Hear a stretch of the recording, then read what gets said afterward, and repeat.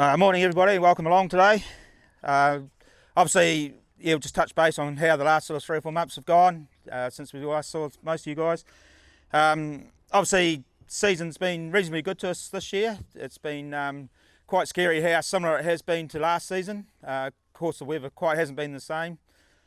We had a fair amount of rain up to sort of that December again this year, like as we did last year. So irrigation was quite a lot less sort of leading up to Christmas, but been pretty full on sort of through January and February, or late December, January, February.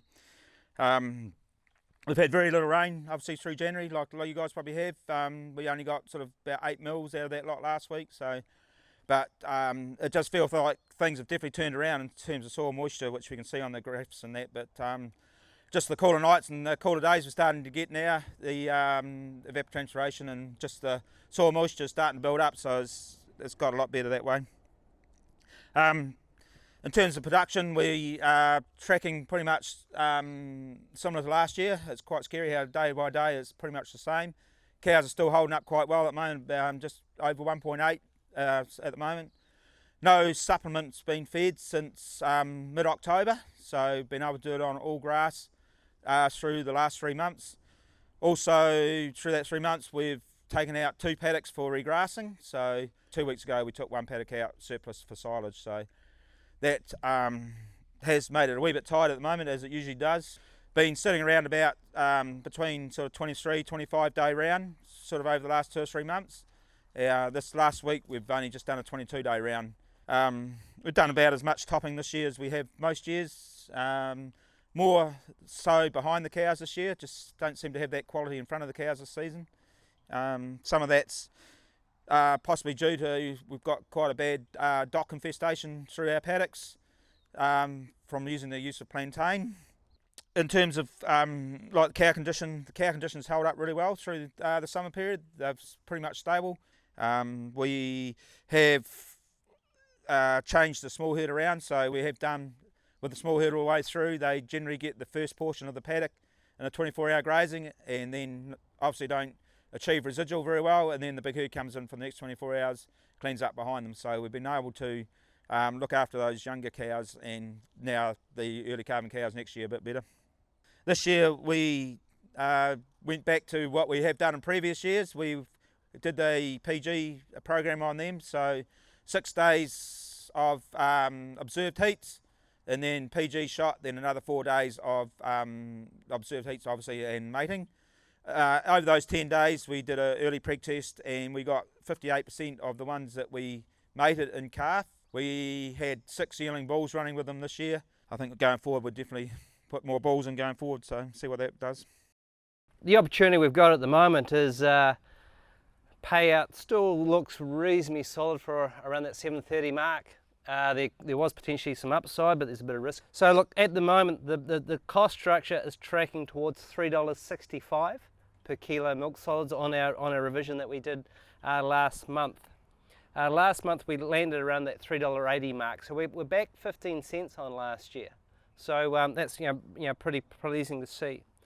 We've had an ongoing capital development program where we've been replacing K-lines and corner arm with solid set sprinklers and a different irrigation system that we did 2 years ago. So the other big change this year is that we've been able to make more feed on farm, and so the feed's been cheaper. So all those little things add up to potentially, we're on track for running the farm even cheaper than we did last year. The other thing is the per cow production. We're currently tracking about 8 to 10 kilos ahead of last year, so that helps water it down a wee bit.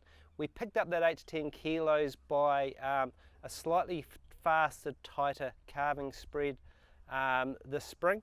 You only calved 28 cows in September out of the 556, so that's a pretty spectacular result. We'll be pretty much following what we did last year. We'll be looking at ditching our cows early, so early April. We'll start looking after cows going forward for next season.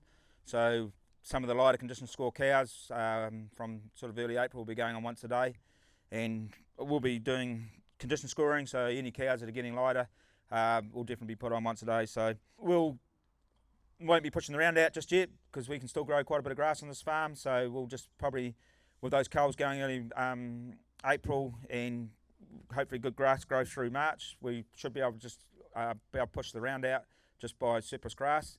Cows just not far from here, 8 k's down the road. They'll be wintered on rape and oats for the winter and silage. So, Can you flick over to page number 5, please? In the context of carrying on and doing what we're doing and doing it well, this highlights what we're trying to achieve.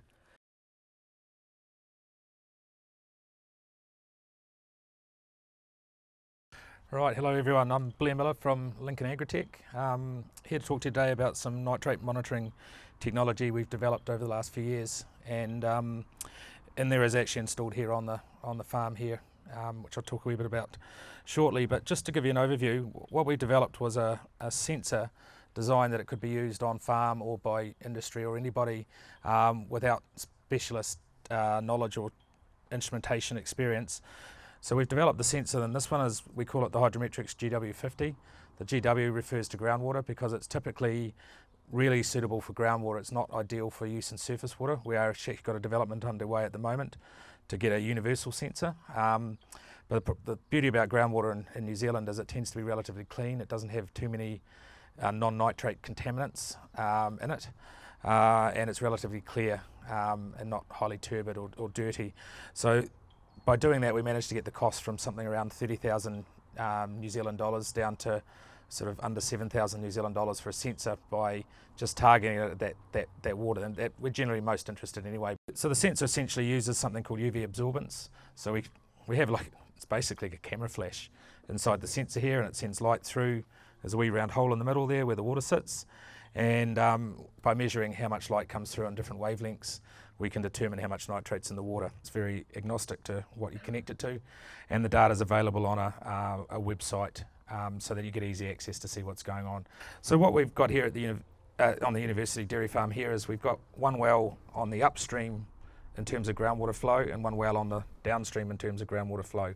We're certainly seeing on this farm no reason to believe that there's any significant or any real elevation in nitrates as a result of the water passing under the farm from the 2 monitoring wells we've got. But as an industry, we've still got elevated nitrates in the groundwater, and that's an issue that's not going to go away.